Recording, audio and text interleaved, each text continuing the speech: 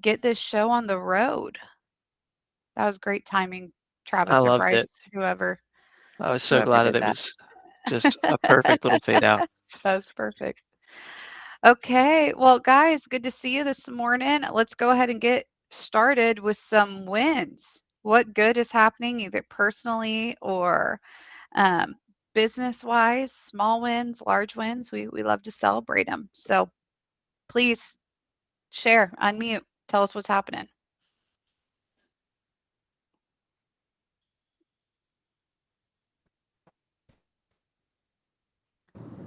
I'll share one. Come on. Tell us, Rick. Uh, Good morning, everybody. So uh, we've had the electrical, as some may know, and then we've added the plumbing. We just hired another plumber. So, and the schedule is looking a little bit better right now than the electrical. So, we're putting them out. We just got there's some shortfalls there, but we're definitely starting to stack the schedule on the plumbing side. Awesome, man. So starting to open up a new service and it's already starting to fill up. That's great. Love that, Rick. I think you guys also had a new hire last week that's we're real excited about for the Yes, office. yes, we did. Uh, and I may have a question about that on some of that, but yes, Love that. we hired a new girl, and she has walked in the office and just she's kicking tail. So Let's go. it is huge stress relief when somebody just jumps in there and you're not having to teach them how to walk. Yes. Rick, so excited. So excited for that. I think I saw somebody in the chat. It's Oh, Dale. that's Dale Eads with Arnold's Plumbing. He says he's been a grandpa for a whole week and it's the best thing ever. I am so thrilled with that. His son works in the company, so I have a feeling that the baby's probably already been to the office a couple of times. So, Dale, we're Yeah, so excited for this new season for you. What other wins awesome. do we have going on here today? Yeah. Any lessons learned or biggest insights from the week even as well? Those are great. Just good things going on.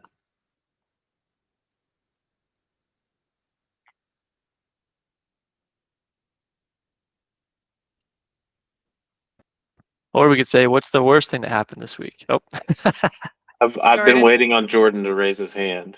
I was ah, going to give him good. a few more seconds. I was trying to wait it out and make him call me out, but he didn't. Like he's too patient. I won. I won.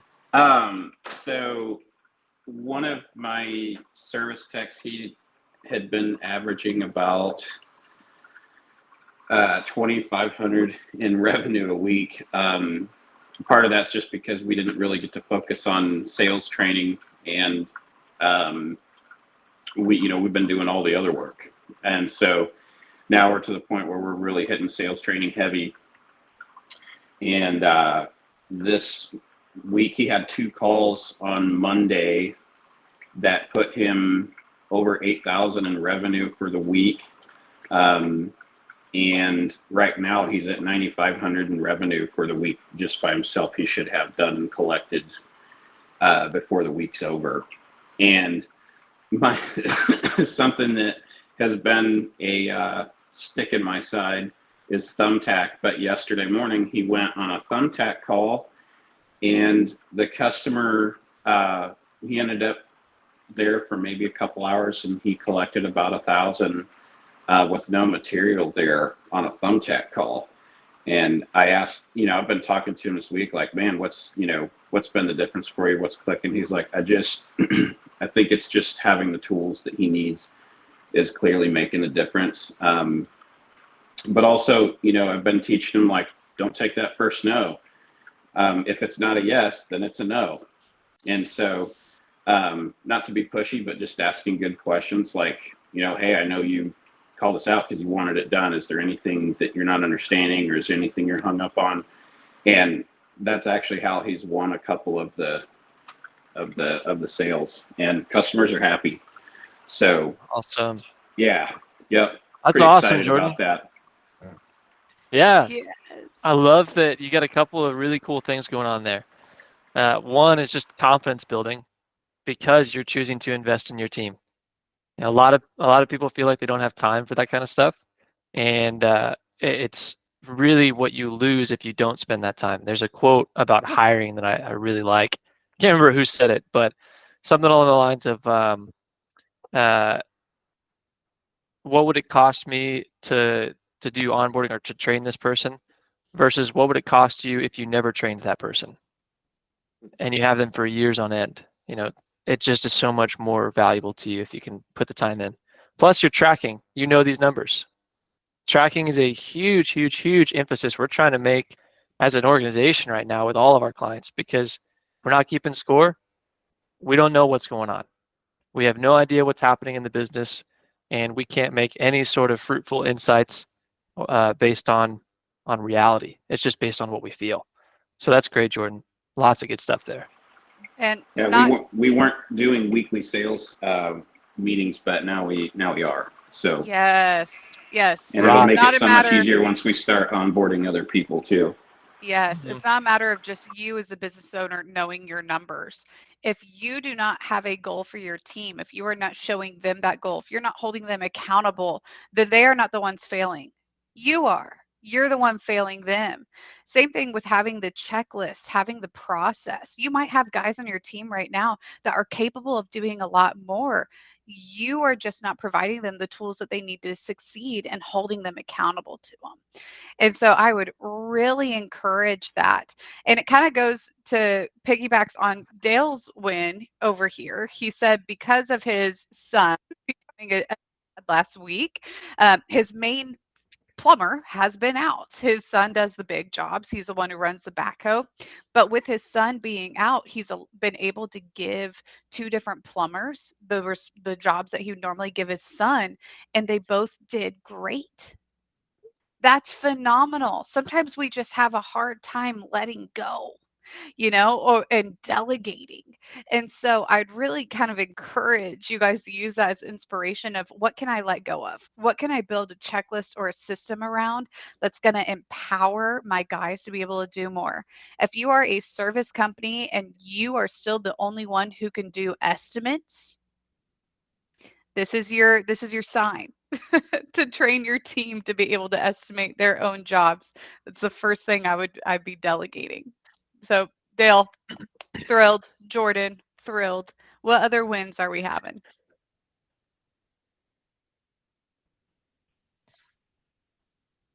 Cool. Well, before we Michael, go ahead. Yeah, I just got flipped off by a middle-aged lady. ooh, I don't know if what were that's a you win or doing? not. I was pulling out into traffic, and I have a 30-foot pole on it, so I can't really see. And she was doing 40 and a 20, and she didn't appreciate me pulling out. So that's fine. Oh gosh, what So a the way win to is you start didn't the get in an morning accident. Yes, that's the win. But or a fight. Yes. Nice. Well, guys, something nah, that too old to fight. too old to fight. I don't know, Mike. You got strong words for sure. Nice. Cool. Well, before we transition into the Q&A time, something that I feel like it's good to touch in on every once in a while. You may be thinking maybe it's your first group call with us or something like that, or maybe you're just kind of fresh in the process. Why do we cover wins every time? It's just really important to us as a growth organization. You guys know being entrepreneurs, you're always looking for what you can do better and how to improve. Not only can you learn from the wins of other people, but we don't want to always get bogged down in what's broken. We've got to celebrate what's going well along the way to give that momentum some fuel. So that's why we start out with wins. It may feel like it's a moot point to some of you guys, but we just want to encourage you to even do it personally, right? Even outside of these meetings. So just take a little bit every once in a while, reflect and see what's been going well, especially on those hardest weeks, because it makes a huge difference in your mentality and your ability to really do well and grow your business. So just wanted to have that little plug there because we don't do that too often to say why we start off that way. So any other good things that anybody wants to share, you can go ahead and interrupt. But otherwise, I think I'll have us transition into the Q&A portion, kind of our think tank time, this mastermind session. So what questions do you guys have? What things have come up this week? What's really kind of itching to get some answers on from our team, but also other guys around the country doing the same stuff? What questions?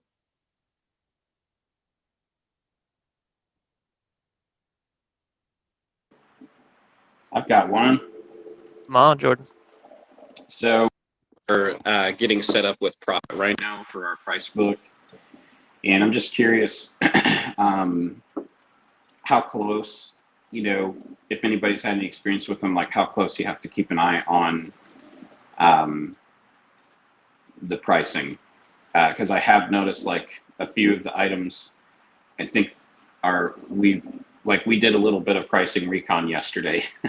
I had my wife call around for like generator maintenances just to see, because like I was looking in the price book and going, man, that just seems like we'd be pricing ourselves out of the market at that. And so I'm looking at some of the minutes per tech, and I've noticed I think that's where some of it's being made up, where it's not fully, I don't think it's fully accurate on length of time, because some of them, even if it took like an experienced tech a long time, it would probably take almost half what some of the minutes per tech they have for different items are. So just curious if anybody's had any experience with the price book and if they've had, similar issues with that.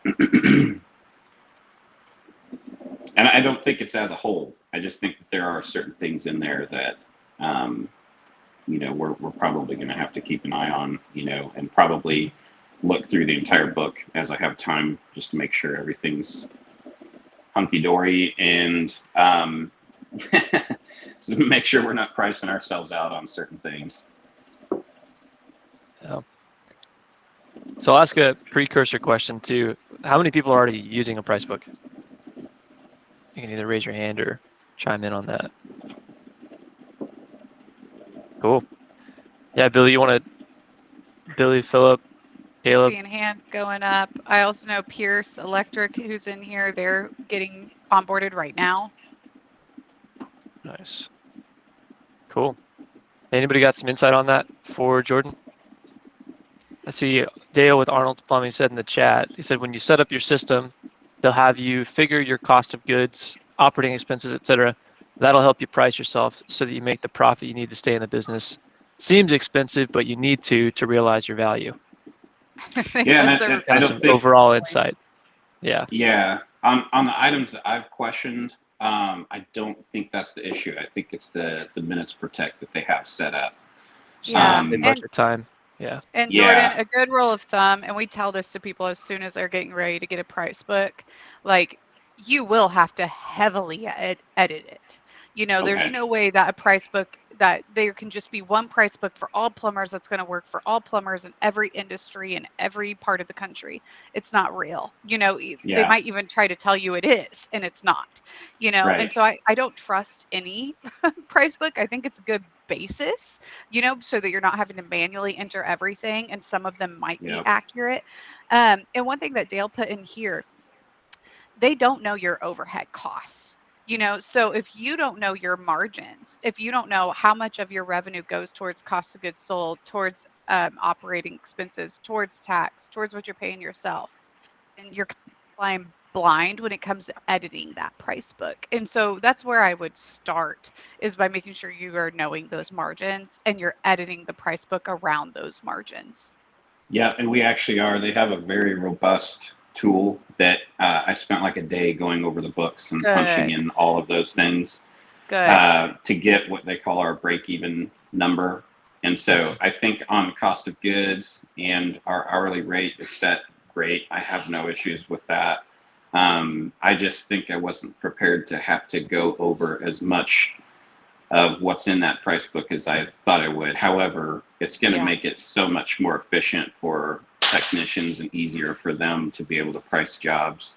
So and that we're spending less time doing it. For the ones, Jordan, that you're iffy about, let's just make sure, edit them to what you think is accurate. And then let's make sure that we're estimate comparing. the first time that you have somebody use the price book, after that job's over, you're saying, okay, what did the price book give it and what did it actually end up costing us? And then kind of adjusting from there. Sure. Because price books, even though they are so intuitive now, where you are entering that information and that's the prices they're giving you is based off of it, your margins are going to change. Inflation Yeah. happens. And so if you're not looking at your price book monthly, I promise you your prices are not accurate. Yeah. Philip, Billy, or Caleb, since you guys raised your hands in having price books yourself, would you be able to chime in on how often you go through and edit it or just check on them? Is it weekly, monthly, yearly? What does that kind of look like for any of you guys? Or are you thinking, oh, shoot, we need to do it now? This is a good reminder. No, I go through mine quite periodically, monthly. Yeah. Awesome. And then I've set it up with like my vendors, so like every handful of months, I can just reach out to them and have them re-update my item list. And then once that updates, I go and check kind of my main tasks that I use, like on a more regular basis, and see how much that's actually changed. Great. Great advice. Because I was kind of in the same way on my price book. Like I looked at some of them, and it's like, wait a minute, like 17,000 hours or whatever, or minutes, I should say, not hours. And I was like, I got to check into that. So I went through, and a lot of my main tasks I had to go down and change and, really look at when I got Awesome. into it. Yeah. I hope that Jordan lets you know it's normal. There's nothing wrong with your price book. Yeah, It's normal. that helps. Because Yeah. I honestly like our price point. I like Yeah. our hourly rate. All that is great. I think just some of it is again, it's that minutes per task. Sometimes they've got to be way over what they should be. Far Yeah. beyond what the longest far beyond what it should take a technician who takes the longest, even. Yeah. That's great. We would say too, and this is for everybody, not just people using price books, but for everyone at the very least, you should reevaluate your prices at least every 6 months. Twice a year is an important, especially in the past few years. Twice a year is really important to reevaluate what you're charging customers. And like Nicole said, she maybe just mentioned it, but estimate comparisons. If you're doing those longer term sales projects, you got to check what you bid versus what you actually did after the job is over. Periodically, not every time. The more you do it, the more you learn, but at least twice a year. Yeah.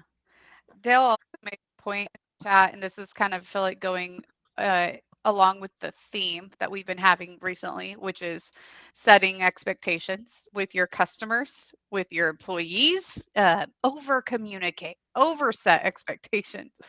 He said that with the price book, it really helps the ability to show them the price before the job, get the signature, both parties, really calms both down, and it covers your butt, where it's like, hey, you agreed to the scope of work, you agreed to the price. That doesn't mean that it isn't subject to change orders. That's why we have change order policies. But that really covers your bases there. And so if that's not something that you're doing, let that be your moment. Let that be your encouragement to do that. Michael, I see your hand up. I just happened to see Alyssa, and I wanted to let her know I collected my first check a few minutes ago on the Facebook ads. That's awesome. Woo! That's so exciting to hear. And I'll be back in touch with you to set up a date to go over a few changes. Sounds good. Love that, Michael. I'll take the opportunity too. Mike is really started to do a lot more with tracking since we started working together with individual leads, first on the spreadsheet, but kind of stretched him a little bit to start using CMM with the Facebook ads we're running, and he took it and ran with it. So we're going to get really good data now to actually know what's going on with his leads and sales process in the business. So super excited about that. Ooh. What other questions do you guys have? Anything else you got on your mind? Scratching, itching.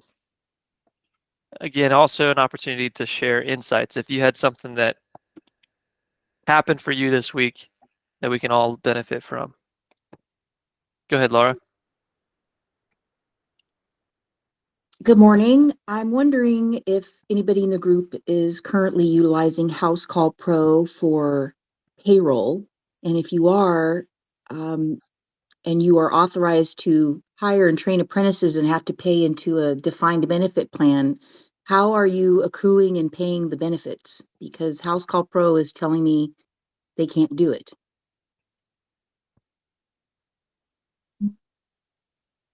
I know we have a bunch of people using House Call Pro. It's true.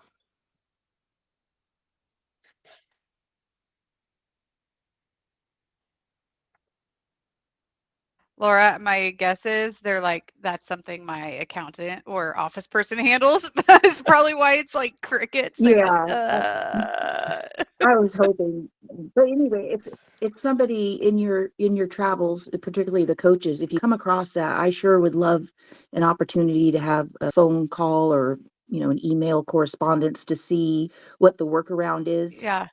But anyway, we're gonna pass on using the Yeah, payroll Dale, who do feature you for now. use? If you'll put that in the chat, Dale. He just commented that they use House Call Pro, but they do not use them for the payroll feature. And so, Dale, if you'll let us know who you do use, or knowing you, Dale, you might just do it all manually because you're Well, I'm good at that understanding stuff.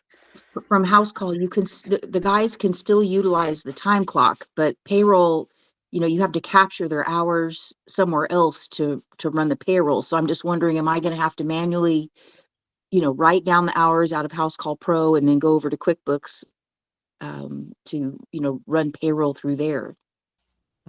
So yeah, it'd be great how everybody else does it. If you have to pay into a defined benefit plan, that House Call Pro can't manage the accruals. Anyway, that's what I've been doing this week.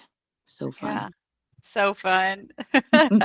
Laura, Dale said they use Paycom for theirs. Okay. My guess is he does manually enter it. Dale, if you have any insight on that, but manually enters it over. Okay. Well, not the end of the world, but Yeah.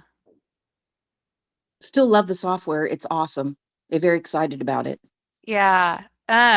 Laura, Caleb is asking if House Call Pro integrates with QuickBooks, and I believe the answer to that is yes. Do you know the answer to It that? does. Yeah.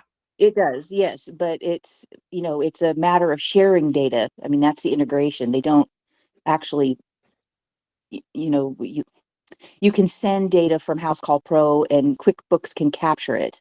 And that's the extent of my knowledge. Yeah. And we'll let you know, Laura, if we hear any other payroll, advice, what they use, what they do, especially with House Call Thank you. Pro. Awesome. Thanks. Yes. Caleb, I see your hand up. I'm going to ask Jordan's question real quick, and then we will get to you, I promise. Jordan's question in the chat is, does anyone have a way to stop spam calls, especially on their Google business profile? We still get them to our original profile, but the new location, we get a few spam calls an hour now. Does anybody have advice before the coaches chime in? Because I know that we're probably itching to answer that one a little bit.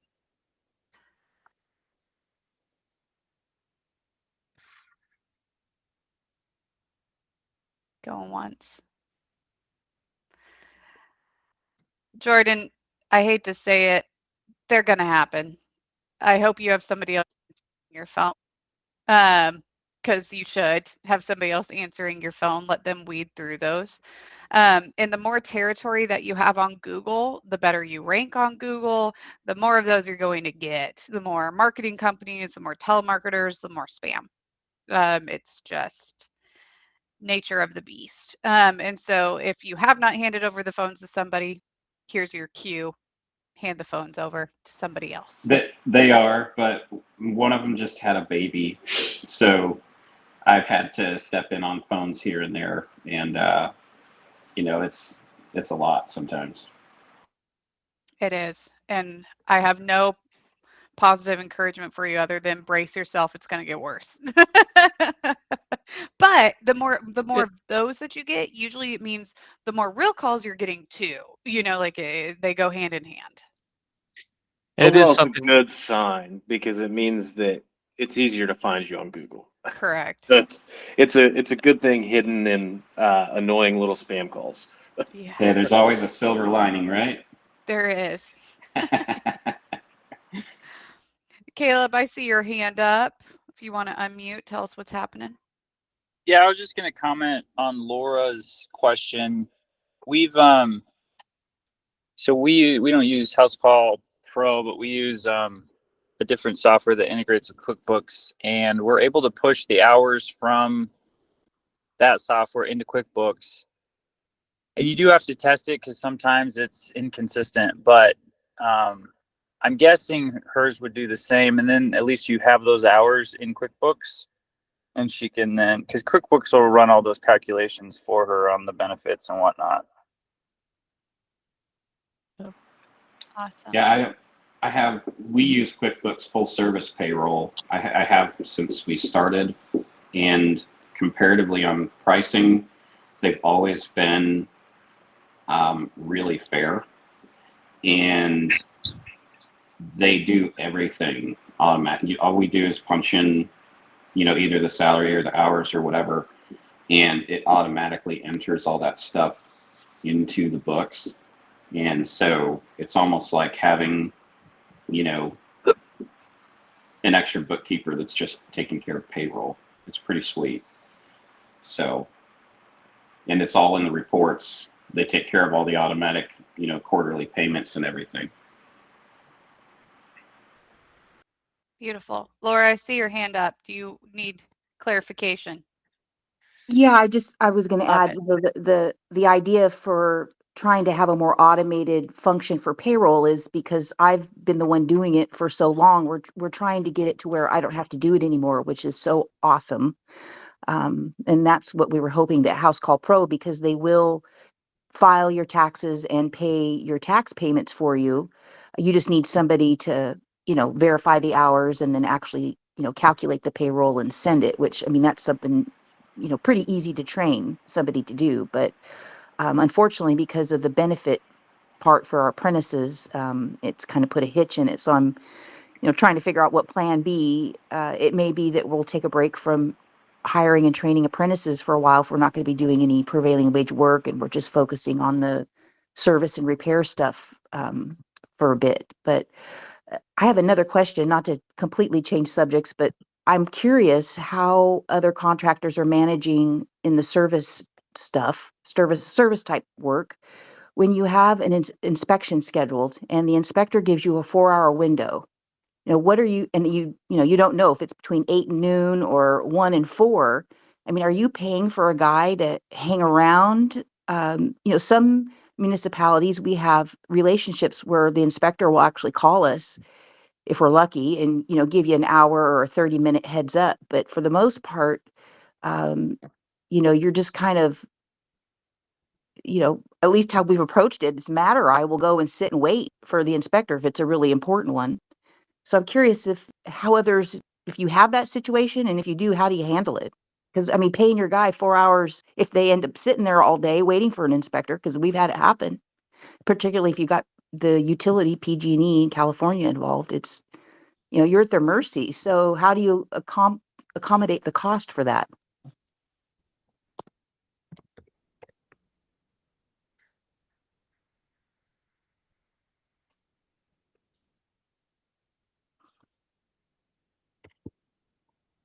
Any-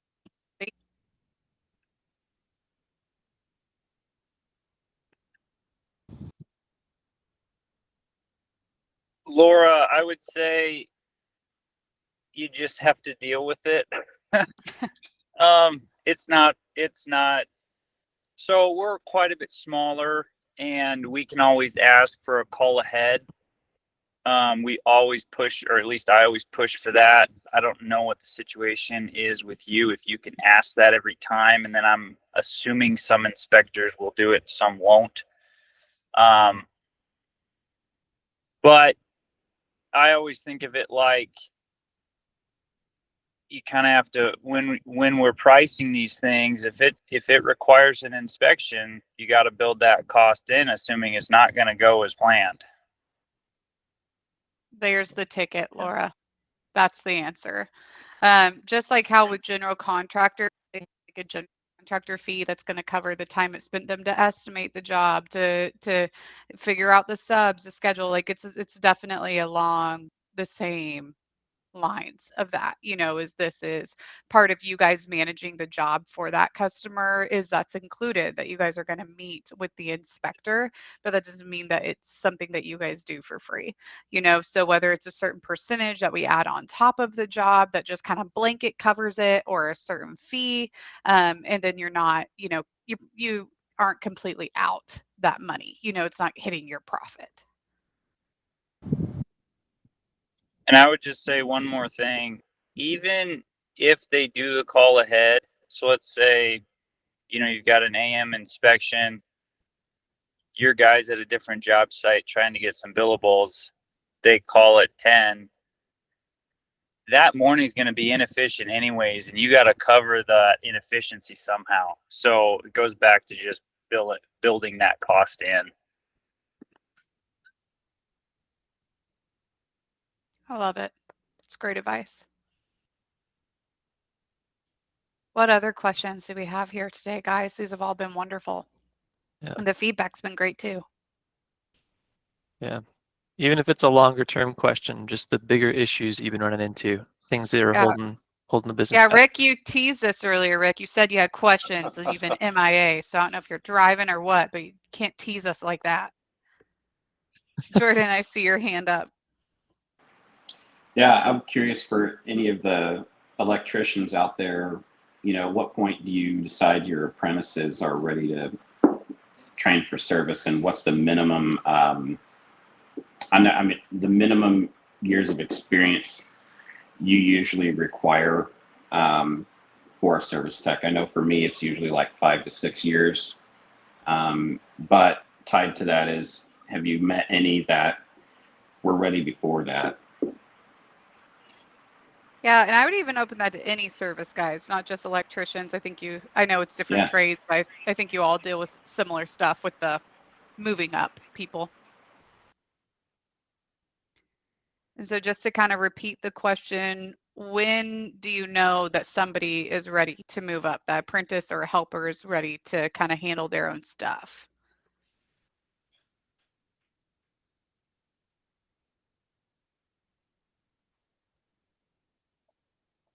Laura.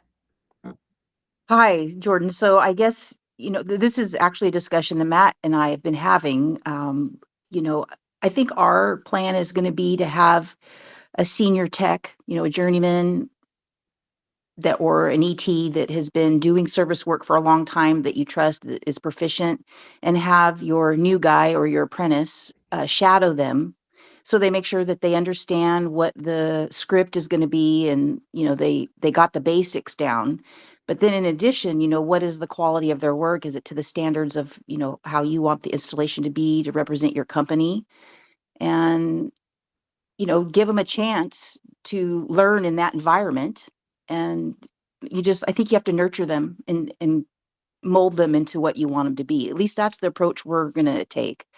And we've had kind of a heated discussion between my brother and I. We've got a couple guys they're pretty good hands, but they were young at one time and they've tattooed up their bodies and they look a little, gangster kind of, but they're good people. And, we don't care, but we were worried about what Miss Homemaker is, here's this tattooed kid shows up at her door and she's going to be like, oh my God, are you going to rob my house when I'm not here, kind of thing. And what I'm finding, the feedback from a lot of clients are they don't care. It's like if they're well dressed, cleaned up and well spoken and do a good job, they don't care about the tattoos. So we're just letting that go.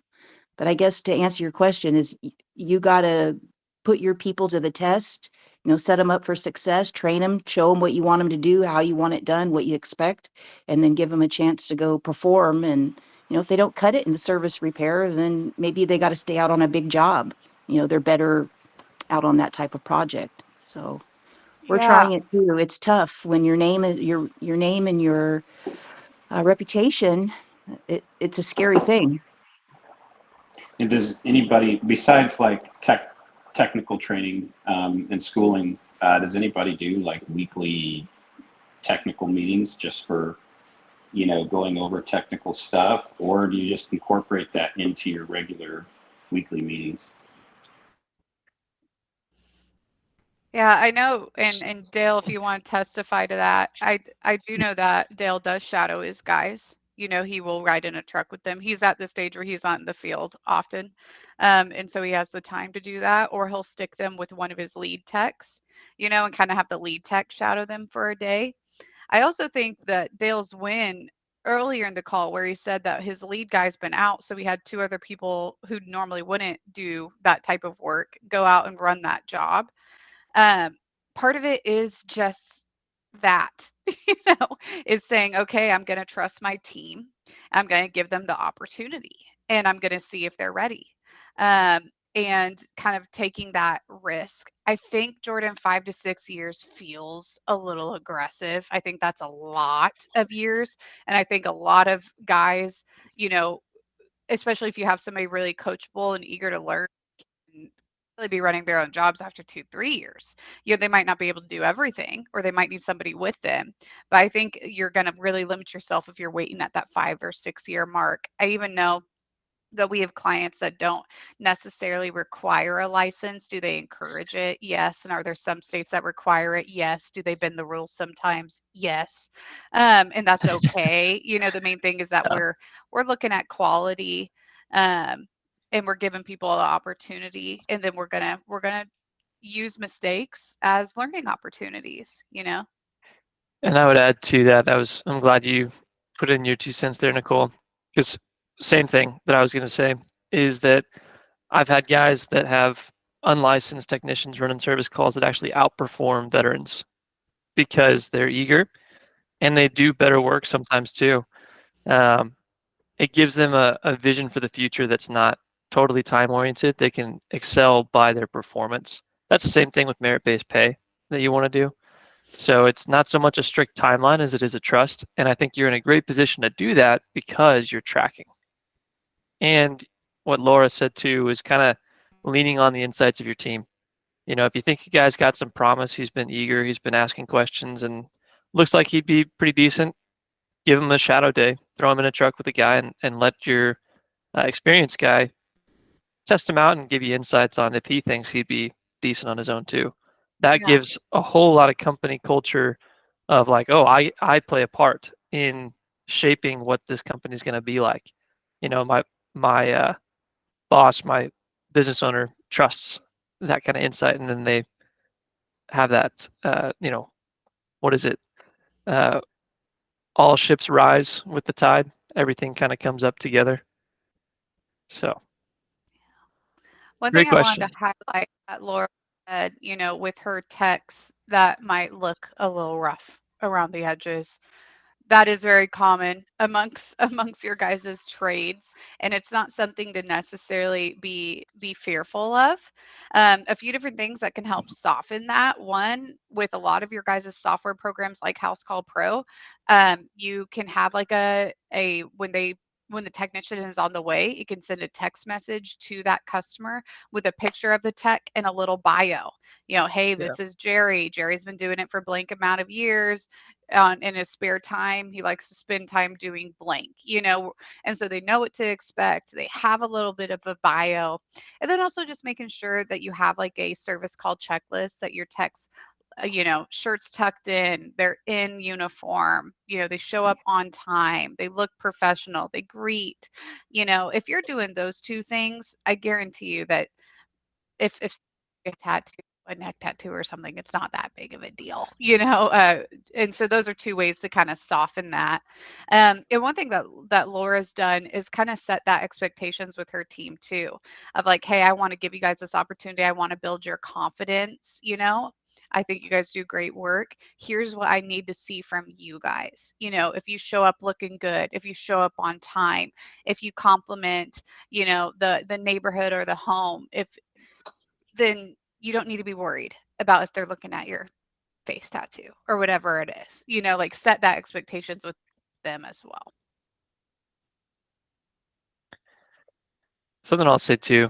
Sorry, we just gonna tag team and go. But um, something that I think is a really valuable add, even if you don't have the software system, because I know a lot of people are not necessarily in that place. Contractors with more longer term remodel jobs and service companies, the more you're able to give that touch to a customer before you meet with them, the better it's going to go for you. There's a stat that says something like 80% of sales require 5 follow-up or 5 touch points before someone's ready to make that buying decision. We can accomplish that with some texts and emails. Even if the person doesn't actually read them, the fact that you've sent them shows a level of professionalism that builds trust and confidence. So if you have just 5 drafted emails of your technicians with their picture or whatever, and you don't have that automated system, you can still send that to a client. Just copy and paste that draft. Same thing for contractors. Hey, we're excited to meet with you. We got your appointment time confirmed for this date on Thursday at 9 o'clock. In the meantime, see what we're all about. Look at our website. Check our reviews on Google. Simple as that, and it makes a huge impact in your ability to close really well because that trust is built up before you ever even talk words with the person, even if they don't read it. Because I know I can think that way. Why would I waste time putting together this email and sending it every time if no one's going to read it? Just the fact that you've sent it makes that difference.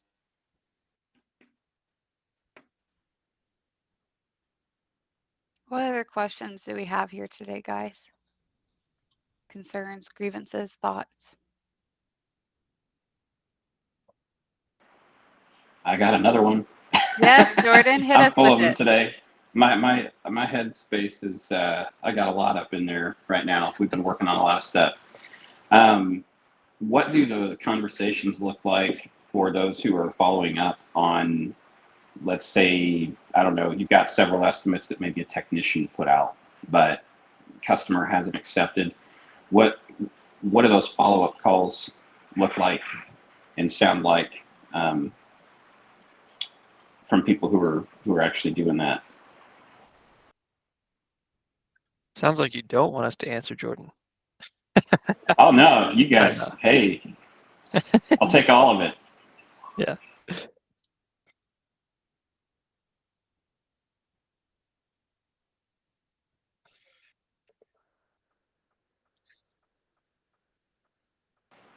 I'll add even like for myself because I still estimate and manage the larger projects.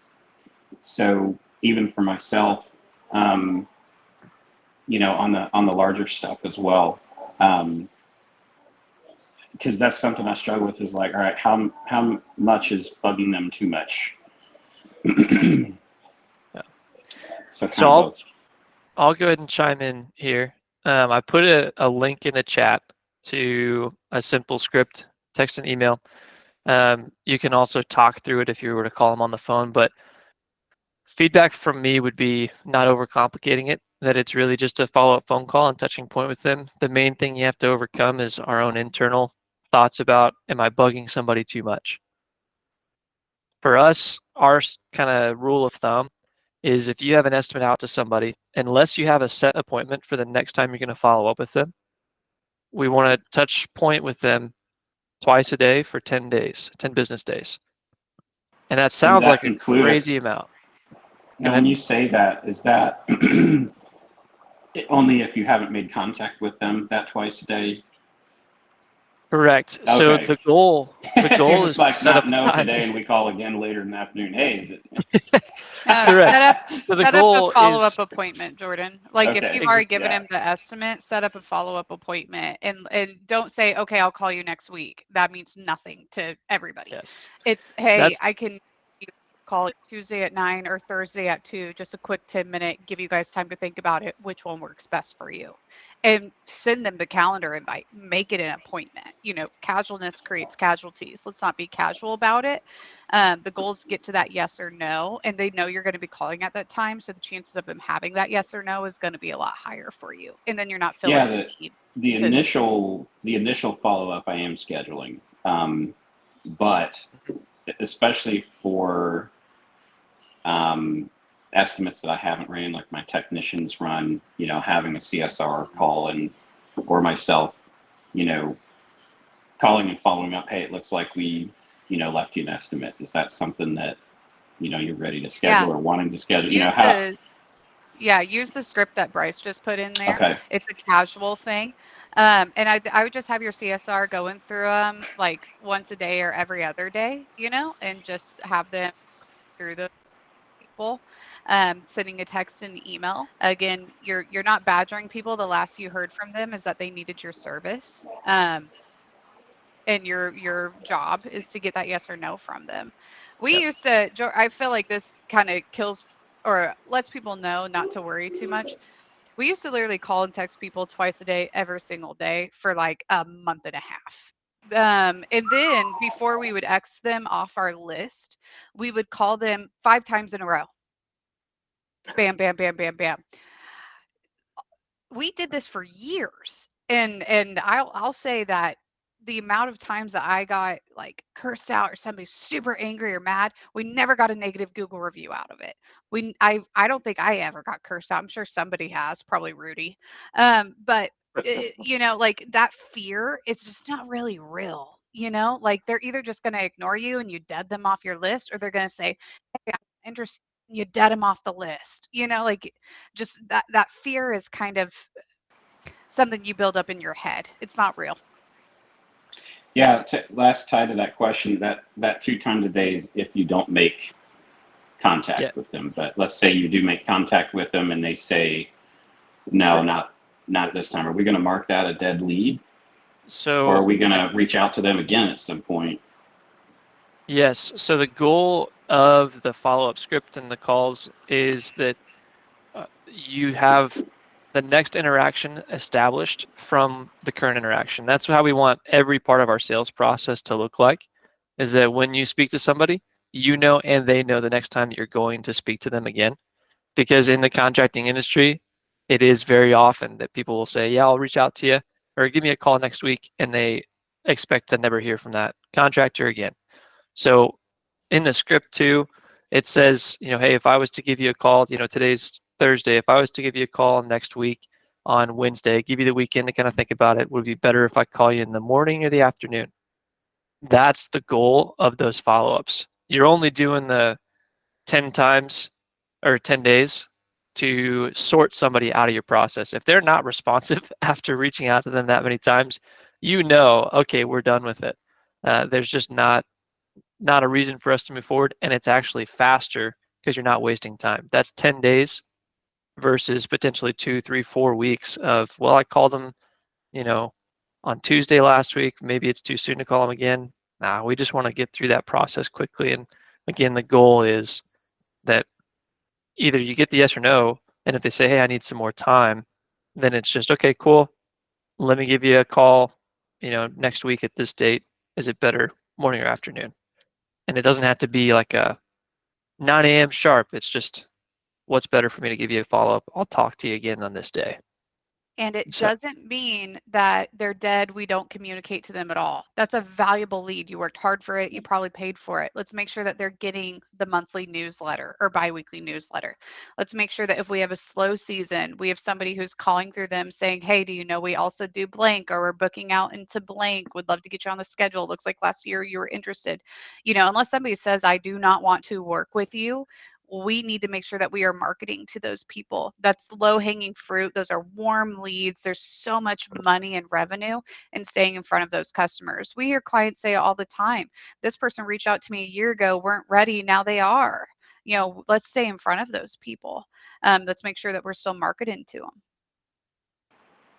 Yeah, that's a good comment, because we get customers that we gave a panel replacement to 5 years ago, call randomly and go, hey, we want to get that taken care of now. Yes, stay in front of them. Jason, I see your hand up. I want to get to you here. Yeah, I just want a real quick question I have is, like, how long should it be from the time that the person's out doing the estimate until they actually have the estimate in their hand? Like, what's the time frame there? As soon as possible. We like to be within the 72-hour window. You know, and we kind of like to live by that rule. Every appointment should be within 72 hours. So like the sales appointment should be within 72 hours, estimate review should be within 72 hours. And we want to make sure that we're giving the estimate in person. If that's not possible, we at least get them on Google Meet and we present it to them. We're not emailing an estimate without being able to go over it. But we want to live by that 72-hour rule. If it could be 48, awesome. Okay. And so that would be, now we don't want to be so laissez-faire with our estimates that we're like, I'm going to give it in person and I'm just going to whip something up. Like, you know, Right. like I'd rather you spend time to create something nice, you know, but as quickly as possible. Yeah, because my estimator, he kind of gets overwhelmed with everything he's trying to put together in it. He's got multiple things going on. Right now, he's kind of our flooring guy, so he does some flooring on the side. But I need to give him a good. Here's what this has to be. You have to have this back Yeah. to them, and it sounds like it needs to be hand delivered. So I'll make sure I make note of that. Yeah, I would add to that, Jason, if you're going to have the expectation of this guy and he's also got other responsibilities, equip him with the ability to do it as well. So we talk about doing this with business owners with the Business Rocks calendar. But if you give him a block for putting together those estimates, you know, Monday, Wednesday, Friday, or Tuesday, Thursday, that'll equip him with the ability to kind of knock those out. He can work on them outside of that time too, but he at least knows every week he's got that block of time to do just that activity so that he's equipped to meet that deadline as well. He's not stretched Okay. too thin. I think most of the time he just spends more of his time looking up all the prices, the materials, trying to put something together. So, and I think Nicole and I will talk about this later on since we're kind of in the early stages of this, but that seems to consume a lot of time. So in my mind, I've got, having my office manager help him with some of those prices because she's pretty knowledgeable about some of that stuff. But Jordan, question. I was going to give some feedback because Yes. this is something that I've been doing for a long time. And so I call it material takeoff. And it is one of the most time consuming parts of my larger quotes, but it's also one of the most crucial parts of doing it because I learned a couple of years ago, if you're not doing that, you're going to lose money on material. And so now I do material. That's the first thing I do on our large projects is do all the material takeoff and send it in for material quotes. And so it is going to take a little bit of time to do that on the larger projects, but it's necessary and in my opinion, worth it. And Travis shared an estimate tool with me that I absolutely love. It's like one of my lifelines now. And that's where I start. I just start building it in that estimate tool. And then I'm able to actually just share that file with my supplier. So it saves me an email. I just share the file and then I either shoot him a text, the people I have relationships with at the supply shop, or an email or a phone call and just say, hey, I just shared a file with you. Can you give me a quote on this material? And we have, it's made a huge difference, but that's probably the most time consuming part that I have of my larger quotes. But you have to do the work.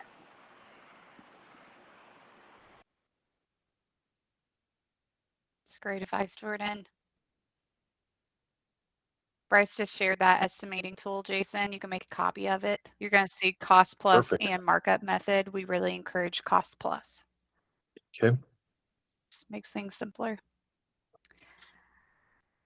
All right, we've got just a few minutes here. Any questions? Can I add to that Yes. for you, Jason? So what the other thing that it's really helped me with, especially for the much larger quotes that I'm doing, in the name of transparency, and it's made it simpler. I actually started not an editable version, but a viewable version. Just once I've done building it, I have actually shared that and let customers view it when I'm done, so they can see the full breakdown aside from their quote. And that has actually helped me quite a bit because it reduces all the questions of, where's the money going? How much am I paying for this? How much am I paying for that? And so I probably, it's a weird feeling because I get done presenting and it's like they don't have any of those questions anymore because I've already done all the work and I've already shared it with them. They can see exactly where all that's going, and it's really helped in my estimation process. I love it. Love to hear that. Okay. Well, guys, love the questions today. Love the feedback. It is truly the most powerful hour of the week because you're getting advice from clients, from coaches, people who are actually in the trenches there with you or have been where you are. And so really appreciate you guys participating in this call. We're going to close out this group call the same way we do everyone. So if I could get everybody to unmute here, we're going to do a big 3, 2, 1 growth. All right, I'm seeing it. I'm seeing it. Okay, 3, 2, 1, growth. Growth. Growth. Bye, guys. I still love